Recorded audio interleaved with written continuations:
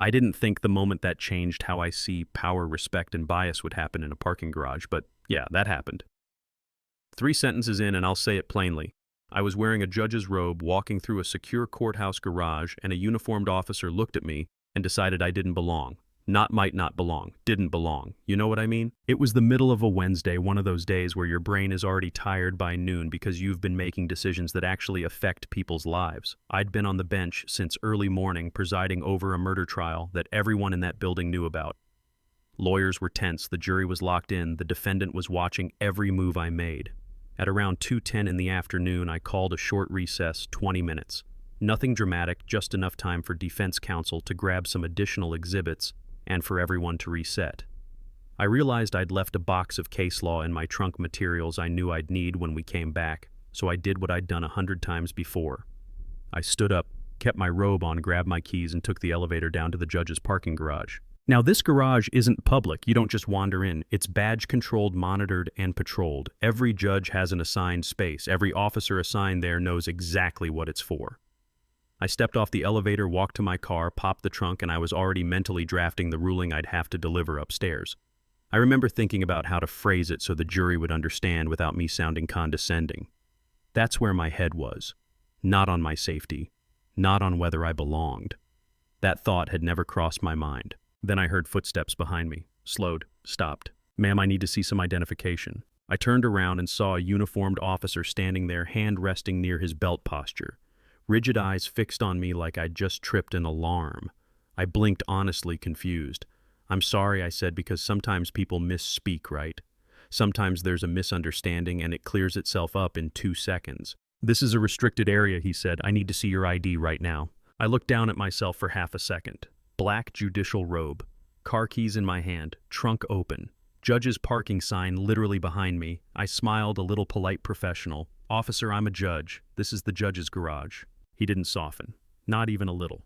"I don't know who you are. Show me identification." And there it was. That feeling. Not shock exactly, more like a quiet click in your chest when you recognize something you've dealt with before. I told him my name. I told him my court. I told him I was in the middle of a trial and that my chambers were upstairs. I pointed out my assigned parking space. I said all the things that should have immediately ended the conversation. He shook his head. "That's not enough." I felt my jaw tighten. Not anger yet, more like disbelief trying not to turn into anger. "My credentials are in my chambers," I said. I stepped out during a recess to get case materials. "I need to be back upstairs in about 12 minutes. "I still need ID," he said. The robe didn't matter. The words didn't matter. The context didn't matter. In his mind, whatever image he had of who a judge was, I didn't match it. And that's a strange thing to experience when you've spent your entire adult life earning a position that's supposed to speak for itself. I checked my watch. 12 minutes had just become 11. Somewhere upstairs, a jury was waiting for me. Lawyers were watching the clock. A defendant was sitting at counsel table wondering why the judge hadn't come back yet. And I was standing in a concrete garage being treated like a trespasser. "Officer," I said, keeping my voice steady because that's what you learn to do. "You're detaining a sitting judge during an active trial. You can verify my identity through your office or let me return to my courtroom." He reached for his radio. "I'm calling for backup." I actually let out a short breath at that point, not quite a laugh, more like disbelief escaping. Backup. For a woman in a robe holding legal books. "Call whoever you need to call," I said. "Just do it quickly." Those few minutes felt longer than any closing argument I'd ever sat through. The lights hummed. Somewhere a car alarm chirped. I could feel my heart rate climbing, not because I was afraid of him, but because I hated what this represented. How easily authority can be erased when someone decides you don't fit. 2 more officers arrived. One of them was a supervisor. The moment he saw me, his face changed. Completely. Like he'd just walked into a nightmare he didn't ask for. "Judge," he said immediately, "what's going on?" I didn't raise my voice. I didn't need to.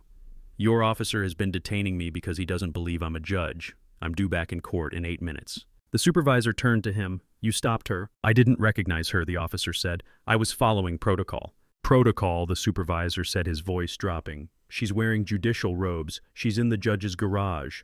There was a silence that felt heavy enough to press against my ears. The officer finally looked at me differently, like the picture had snapped into focus too late. His confidence drained. He looked small. "I'm sorry," the supervisor said quickly. "This should not have happened." I closed my trunk, picked up the box of case law, and headed for the elevator. "We'll talk later," I said, because there was nothing else to say in that moment. I returned to the courtroom 3 minutes late. 3 minutes doesn't sound like much, but in a trial, it's an eternity. I apologized to the jury and resumed as if nothing had happened, but something had. Something I couldn't unsee. That evening after court adjourned, I filed a formal complaint. Then I asked for the officer's personnel file. What I found wasn't surprising. It was depressing. Complaint after complaint. Women questioned more aggressively than men. Minority staff stopped without cause. Each incident handled alone. Each one dismissed. No pattern acknowledged. No accountability. The next few weeks moved quickly. Meetings, calls, investigations. This time people couldn't pretend it was nothing. The officer was placed on leave. His history was reviewed as a whole for the first time. And when you looked at it honestly, the picture was clear. This wasn't caution. This was bias that had been tolerated because it was inconvenient to confront. His career ended quietly. No headlines at first, just a termination letter stating he lacked the judgment required for the job. He would never work federal security again. And maybe that sounds satisfying, but here's the thing. It didn't feel like victory. It felt like relief mixed with sadness. Because it shouldn't have taken this. I pursued legal action not because I wanted revenge, but because I wanted change. The case exposed systemic failures, supervisors who ignored patterns, training that checked boxes but didn't change behavior, systems designed to protect institutions instead of people. Eventually, the government settled. The number made news. People focused on the money. But the money wasn't the point. The reforms were mandatory recognition training, oversight, clear thresholds that forced action, rules that said detaining a judge without verification wasn't a misunderstanding, it was unacceptable. Months later, I testified before lawmakers. I listed my credentials out loud, not to brag, but to make a point. None of it mattered in that garage. Not my education, not my experience, not the robe on my back. What mattered was perception. And unchecked perception becomes discrimination. So here's what I want to ask you. If someone in my position can be questioned, stopped, detained, what does that say about everyone else? About how quickly assumptions override reality? About how power is enforced and denied? Have you ever been in a moment where you knew exactly who you were and someone else decided you weren't enough? Where you had to prove yourself? Not because you were wrong, but because they couldn't imagine you being right. I want to hear about it. Tell me in the comments. Was the officer wrong? Was the system wrong? Or was this inevitable unless we start paying attention? Because silence is how this keeps happening, and stories like this only matter if we're willing to talk about them.